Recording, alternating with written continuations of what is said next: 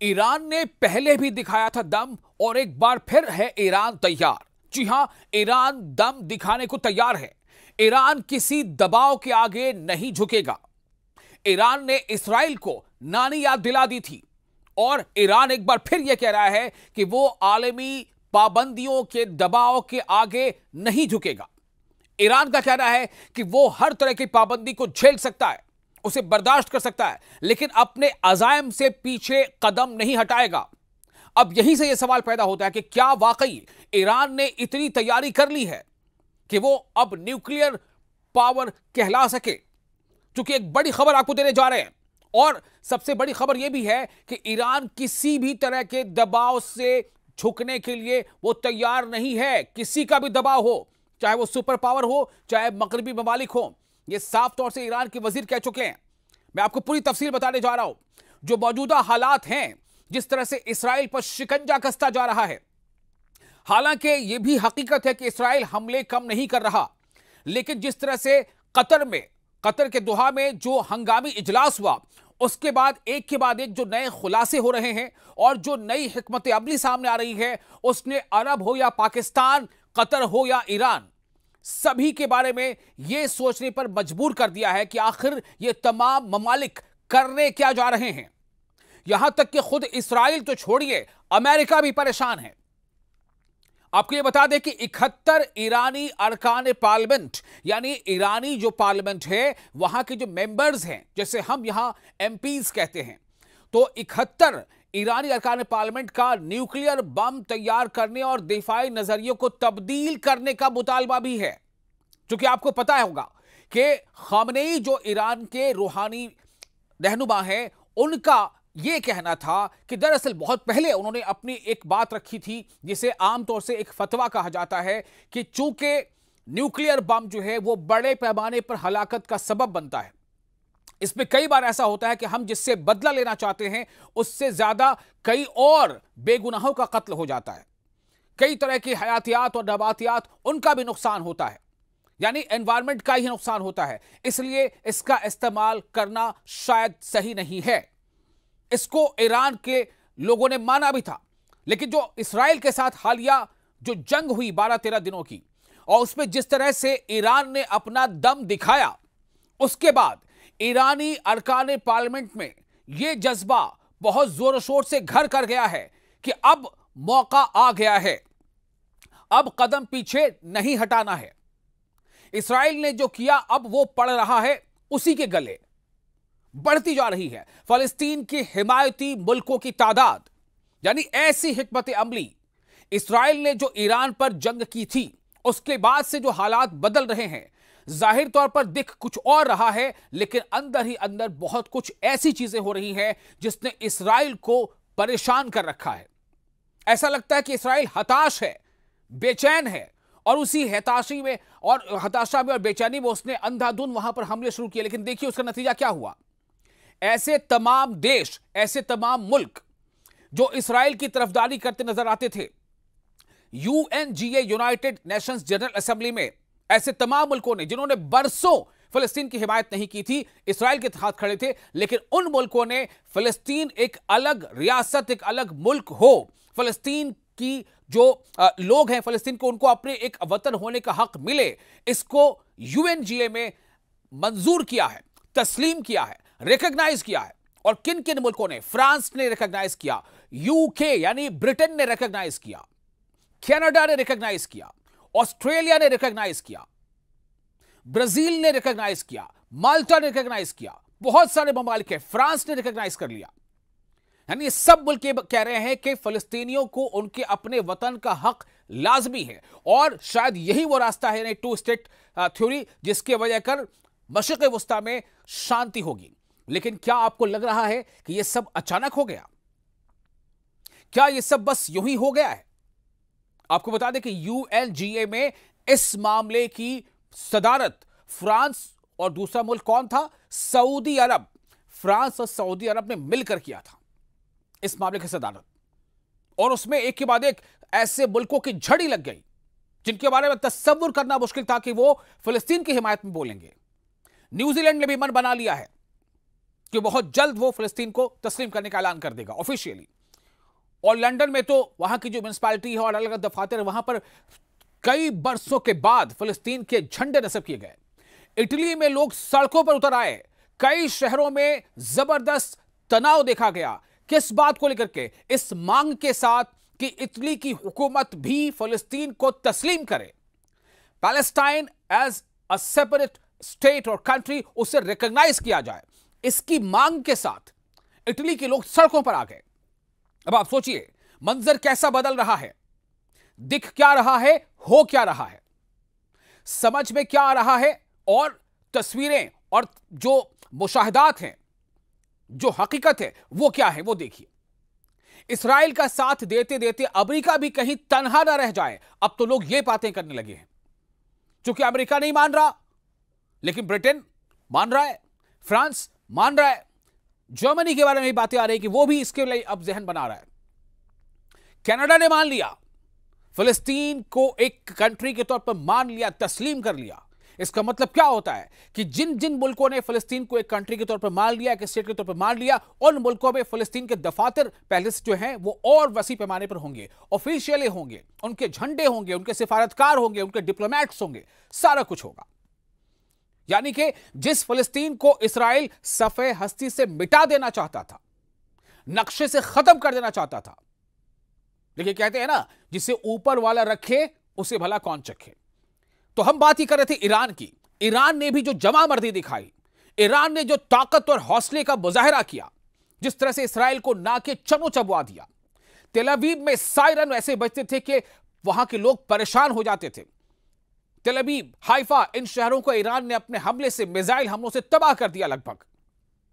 उसी ईरान ने फिर एक बार दम दिखाया है। जी हां, चर्चा तो यह हो रही है कि वेस्टर्न कंट्रीज IAEA की आड़ में एक बार फिर से ईरान पर पाबंदियां आयद करेंगे, लेकिन ईरान खड़ा है। ईरान बाआवाज़ बुलंद कह रहा है कि न सिर्फ हम तैयार हैं हर तरह के हालात के लिए, न सिर्फ हम मिसाइल की टेक्नोलॉजी में आगे हैं, न सिर्फ हम अस्करी तौर पर यानी मिलिट्री पावर में बहुत बढ़ चुके हैं, हम तैयार हैं, बल्कि हम किसी भी तरह की पाबंदी को भी बर्दाश्त करने के लिए तैयार हैं अगर हम पर दबाव बनाया गया तो। खुद अमेरिका के अंदर से बुलंद हो रही है अब ऐसी भी आवाजें। इन सब बदले हुए हालात के बीच अमेरिका के सेनेटर्स भी अब यह आवाज उठा रहे हैं कि फिलिस्तीन को एक सेपरेट कंट्री, एक स्टेट के तौर पर तस्लीम कर लिया जाए। अमेरिका के अंदर भी आवाज उठ रही है। तो चाहे ईरान से इस्राएल, इस्राएल से कतर, कतर से अमेरिका, अमेरिका से सऊदी, सऊदी से पाकिस्तान, उधर तुर्की का इस्राएल के साथ तमाम ताल्लुकात खत्म कर लेना, ये तमाम चीजें एक दूसरे से जुड़ी हुई हैं, ये इंटरलिंक्ड हैं। और आपको तो यह खबर पता ही होगी कि जिस तरह से अमेरिका ने इस ख्वाहिश का इजहार किया कि अफगानिस्तान जो बगराम हवाई बेस है, बगराम एयर बेस है, बहुत बड़ा एयर बेस हुआ करता था बगराम अफगानिस्तान में, अमेरिका का बहुत बड़ा फौजी अड्डा हुआ करता था, लेकिन अमेरिका को छोड़कर भागना पड़ा था बगराम हवाई अड्डे को और हवाई बेस को। अमेरिका ने अब कहीं ना कहीं ख्वाहिश का जाहिर की थी कि अफगानिस्तान फिर से उस बगराम एयरबेस को अमेरिका के हवाले कर दे, लेकिन अफगानिस्तान ने दो टूक जवाब दे दिया कि हम 1 मीटर जमीन भी अपनी नहीं देने वाले और हम 20 सालों तक जंग लड़ने को तैयार हैं। यह जवाब दिया है अफगानिस्तान ने। यह आखिर बदले बदले सुर क्या बता रहे हैं? सऊदी अरब ने पाकिस्तान के साथ जो मिलिट्री मुआहिदा किया है वो क्या बता रहा है? आप यकीन मानिए पूरे खित्ते की जो सियासत है और ये जो स्ट्रैटेजिक जो पॉलिटिक्स है वो बहुत बदल चुकी है। अमेरिका भी परेशान है। अरब मुल्कों की हिकमत अमली पर दुनिया हैरान हो रही है। एक तरफ इस्राएल के साथ बढ़ती हुई फौजी कशीदगी और बैनुल अक़वामी एटमी तवानाई एजेंसी यानी IAEA, international atomic energy agency के साथ भी तनाव के दरमियान दर्जनों ईरानी कानून साजों ने, यानी जो मेंबर वहां के मेंबर पार्लियामेंट है, उन्होंने एटमी बम तैयार करने का मुतालबा कर दिया है। यानी कि क्या मतलब इससे समझा जाए? ईरानी मीडिया ने रिपोर्ट पे किया है दावा कि सुप्रीम नेशनल सिक्योरिटी काउंसिल और रियासती हुकाम को लिखे गए खत में पार्लियामान के 290 अरकान में से 71 ने इलाकाई सलामती में तब्दीलियों का हवाला देते हुए मुल्क के दिफाई नजरिए का अज सरेनो जायजा लेने का मुतालबा कर दिया है। यानी ईरान यह कहता रहा है कि हमारे पास तमाम तैयारियां हैं, हम न्यूक्लियर आज़ूदगी कर रहे हैं बेशक, लेकिन ईरान का मौकफ यह था कि हम बम नहीं बनाएंगे, हम उसका इस्तेमाल किसी दूसरी तरक्याती कामों के लिए करेंगे, पब्लिक वेलफेयर के लिए करेंगे, एनर्जी के लिए करेंगे। लेकिन यह साफ जाहिर है कि जिस दिन ठान ले ईरान, उस दिन वो कर सकता है। उसकी पूरी तैयारी है, पूरी तैयारी है। सिर्फ मामला एक फतवे पर अटका हुआ था। एक तरफ इस्राइल के साथ बढ़ती हुई फौजी कशीदगी और इंटरनेशनल एटॉमिक एनर्जी के साथ जो तनाव है, उसके दरमियान भी अब यह तूल पकड़ रहा है मामला। आपको ये भी बता दें कि राष्ट्रीय हुकाम को लिखे गए खत में पार्लियामान के 290 में से 71 अरकान ने इलाकाई सलामती में तब्दीलियों का हवाला देते हुए मुल्क के दिफाई नजरिए का अज़-सर-ए-नौ जायजा लेने का मुतालबा कर दिया। और इसी के साथ ऐसी बातें होने लगी हैं कि क्या इसराइल पर फिर से पश्चिमी देश यानी मगरबी ममालिक पाबंदियां लगाएंगे। हालांकि ईरान अभी जंग के दौर से गुजरा है, हो सकता है कि कुछ उसकी माशी हालत बेहतर ना हो, लेकिन जो हालात बदले हैं ना, और जिस तरह से ईरान, रशिया, चाइना, सऊदी अरब, पाकिस्तान, कतर, तुर्की, मतलब तमाम ऐसी चीजें हैं, कई दौर, कई मीटिंगें, अलग अलग प्लेटफॉर्म के तहत मुलाकातें, इसमें काफी कुछ बदला है। इस्राएली पागलपन कानून साजों ने अपने खत में इस बात पर भी जोर दिया है कि इस्राएल पागलपन दिखा रहा है, इसलिए उसको एहसास दिलाना जरूरी है, उसे मजा चखाना जरूरी है। इस्राएल पागलपन के दहाने पर है और जो इंटरनेशनल एक रिस्पॉन्सिबिलिटीज होती हैं, उसकी परवाह किए बगैर हमले करता चला जा रहा है। आपको बता दें कि फिलिस्तीन में जो जोर इस्राएल ने लगाया, उसने सोचा कि इससे पहले कि यूएनजीए में तमाम ममालिक फिलिस्तीन के नाम का झंडा बुलंद करे, फिलिस्तीन को सफेहरिस्त से मिटा दो। लेकिन क्या ऐसा हुआ? बेशक फिलिस्तीन के लोगों ने कुर्बानियां दी, शहादतें कबूल की, लेकिन वो दिन भी आया जब फिलिस्तीनियों के चेहरे पर खुशी भी आई है। तो उन्होंने ये इस्तदलाल दिया है, यानी कि जो ईरान की पार्लियामेंट है, कि जो डेटरेंस है, यानी डेटरेंस के मकासद के लिए जौहरी हथियार रखने से मुल्क की आला तरीन सियासी और मजहबी अथॉरिटी सुप्रीम लीडर जो है अली खामनेई, उनके फतवे की खिलाफ वर्जी नहीं होगी। यानी आप डेटरेंस के मकसद से अगर आप ऐसा करते हैं, मुल्क की सालमियत और मुल्क की हिफाजत के मद्देनजर अगर हम ये कदम उठाएंगे, तो ये उनके फतवे की खिलाफ वर्जी नहीं होगी। आप समझ लीजिए कि कहां तक तैयार है ईरान। न सिर्फ ये कि उसकी तैयारी इस तरफ है, वो दिख रही है, बल्कि इस बात के लिए खुले तौर पर अरागची ने कह दिया है कि हम किसी भी दबाव के आगे झुकने को तैयार नहीं है, किसी भी दबाव के आगे झुकने तैयार नहीं है। तेहरान ने तवील अरसे से जोर देकर कहा है कि वो जौहरी हथियारों की तलाश नहीं कर रहा है। तेहरान ने जो अली खामनेई के उस फतवे का हवाला दिया है, जिसने पहले बड़े पैमाने पर तबाही फैलाने वाले हथियारों की तैयारी और इस्तेमाल पर सरकारी तौर पर पाबंदी आयद की थी। यह पार्लियामानी कार्रवाई ऐसे वक्त में सामने आई है जब इस्राएली हुकाम ने बार बार धमकी दी है कि जिसे वो ईरानी महवर के तौर पर बयान करते हैं, उसे शिकस्त देंगे। इस्राएली हुकाम ईरानी मकामात पर मजीद हमलों के इम्कानात के बारे में बार बार खबरदार कर चुके हैं। यह पेशरफ्त यानी ये डेवलपमेंट उस वक्त में हुई है जब तेहरान और इंटरनेशनल एटॉमिक एनर्जी एजेंसी के दरमियान ताल्लुकात खराब हो गए। दोनों फरीकों के दरमियान जौहरी मुआयने दोबारा शुरू करने के हवाले से एक मुआहदे के ऐलान के बावजूद ताल्लुकात में खराबी आई है। अब आप सोचिए कि क्या हालात बन रहे हैं, और इन सब हालात के बीच जो तेजी से ये चीजें जो बदल रही है ना, ये बहुत कुछ बयां कर रही हैं। अभी बहुत सारी बातें हम इशारों में कह रहे हैं, लेकिन आपको कहने का मतलब क्या होता है कि कहते हैं ना कि इशारे समझदारों के लिए काफी होते हैं। बहुत सारी ऐसी बातें हैं जिनको खुलकर कहा नहीं जा सकता। आप अपने तासुरात, अपने रिव्यूज, अपने जो व्यू हैं, वो हमें कमेंट बॉक्स में शेयर कर सकते हैं। आपको बता दें कि IAEA ने पहले अपनी रिपोर्ट पे इस बात की तस्दीक की है कि ईरानी हुकाम जौहरी बम के करीब पहुंच रहे हैं। ये पहले की रिपोर्ट है उनकी यूरेनियम की अफजूदगी की सतह 60% तक पहुंच गई है, 60% तक, 60% तक। ये शरह जौहरी हथियार हासिल करने के लिए बहुत करीब है। ये IAEA के पहले की रिपोर्ट है। आप अंदाजा कर पा रहे हैं क्या बात सामने आ रही है?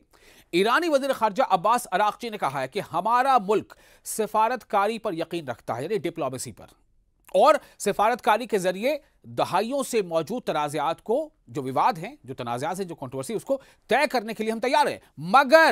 मगर दबाव के लहजे में जुबान को कबूल न तो किया जा सकता है, न उन पर कोई मुस्बत रद्द-ए-अमल दिया जा सकता है। कोई कमेंट भी नहीं करेंगे पॉजिटिव, ये कहना है उनका। उन्होंने इन ख्यालात का इजहार ईरान के रियासती टीवी के साथ किया।